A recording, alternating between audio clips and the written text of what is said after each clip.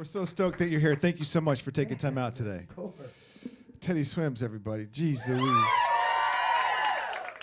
I mean, you're selling out these shows everywhere you go. You got your brand new album out. How is it settling? Because the record's been out for about a month now. How are you settling in with everything falling into place like this? Man, I've been on such a just go. You just really, I don't know. I'm just kind of just taking it as I'm coming. Everything I'm doing, I'm like, oh shit, it's already 3 o'clock. We gotta fucking get over here.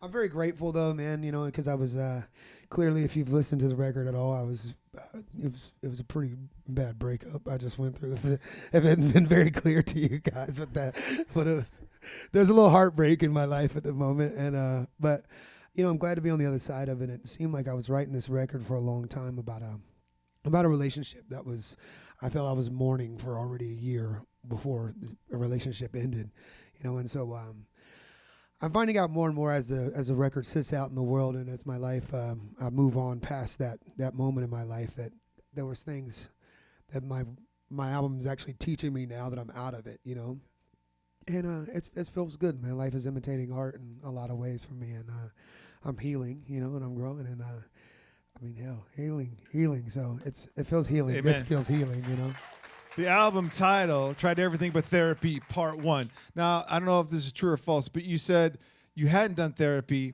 but once this album dropped, you would go to therapy. Yeah, sure am. Yeah. And I haven't started yet, so I was a liar. Sorry.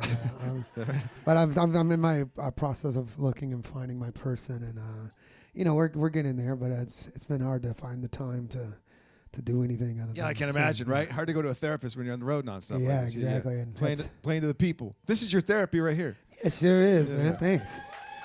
It feels good, man. I feel justified and I feel heard, and and I always would say if you got anybody in your life telling you you're not allowed to feel the way you feel, or you're stupid for feeling the way you feel, or you're crazy for feeling the way you feel, you need to get those people out of your life, and it took me a while to really do that, That's half the battle, though, sometimes, Yeah. Surrounding yourself with the right people and having the balls, to do so, Absolutely. People out of your life, man. You feel like you're in a negative situation and there's just no way out, and I'm happy to be on the other side of something that was really bad for me, and I feel fulfilled Good, and man. happy, and I'm doing the best job with my best friends, and it's just, I feel like God's favorite kid right now, man. I really do. Well, it's happening for you, man. Congratulations on the success of the Thank you record so much. and the tour. Let's go back just a little bit. High school, I believe, you were playing football, and I don't know if this is true or false, but somebody stopped you and said, you need to try out for musical theater. Yeah, so this guy right here, Jesse, his sister was in musical theater, and was like, he was like, man, you want to get in theater with me? I think I want to do theater, and so we got into theater together, and we've Because you had the voice, did you know they had the voice? We didn't have the voices at first. We were not very good at all. Yeah. But me and this guy wanted to do it so badly, we would sit and sing all the time, and we would get dropped off at the movie theater sometimes, and with a little $20 bill, and and instead of going inside and seeing the movie, we'd keep that, maybe buy a little weed with it, and didn't tell Dad the movie was great, but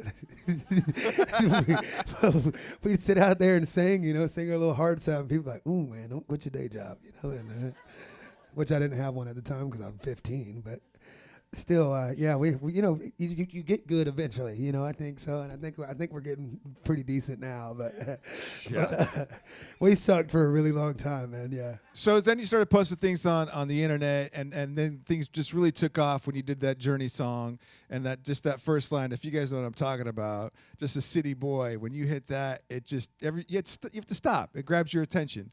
What was that moment for you? Because I know that started just getting it was crazy how like much, wildfire. We'd been doing like covers and stuff and kind of releasing music at the time for about 3 years, and in that one little video on TikTok, it tripled everything that I had done in like 3 years. That's crazy. In like a week. And Yeah, it was nuts. And JJ just happened to be, we were in a green room in I think Antwerp or something, and JJ happened to be playing that on piano, and so I just opened my mouth and somebody happened to capture it, and we uploaded it, and I remember my manager calling me and be like, dude, it's been 30 minutes and this thing's almost at 1 million views. This is insane what the internet can do when it when the right thing happens. It's just right time, right place, and And man, a great story too. Me and him actually got to go over last year for Christmas.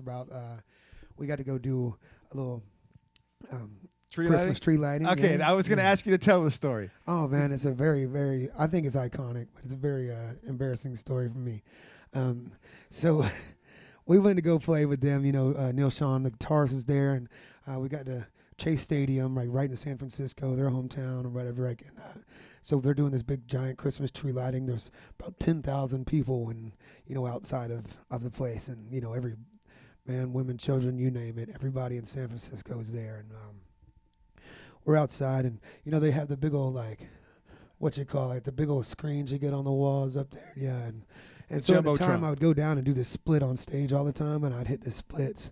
Man, it was the cleanest split I ever hit too, man. I looked like Rick James himself, man. I went down and popped back up.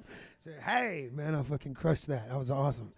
And so I'm singing, and this is so bad. So after I get done singing, I'm feeling myself, and somebody comes over my ears, and they're like, Teddy, you ripped your pants. Put your jacket back on. You ripped your pants. Put your jacket back on. And because Curtis had seen them, that they had zoomed in on the video wall just to be here to here, and I didn't. Here, let me. So from here to all the way here, there was a rip in my pants, and I was not wearing undies like a rock star is supposed to do.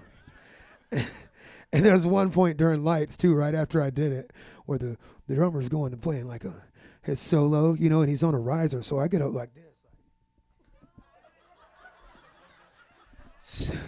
So I showed my whole, everything to the hanger and all, baby. And they said, yeah, that's him, officer, right there. Get him. Nothing beats a Journey song with Journey than a good old pants splitting. Yeah, a good old asshole and balls to all those San Francisco. Sorry, kids. She wants to know if maybe it's up on the you can internet. find it. I don't know. We'll see. I hope not. But I'm sure they would have edited it out. Maybe a blur or something. It's a big old blur. It's not that much to write home about anyway. But What an experience, though. Hey, thanks for sharing your time, man. Hell yeah. I'm going to shut up and get out of the way. Thanks, you guys. Thank you. Teddy Swims, everybody.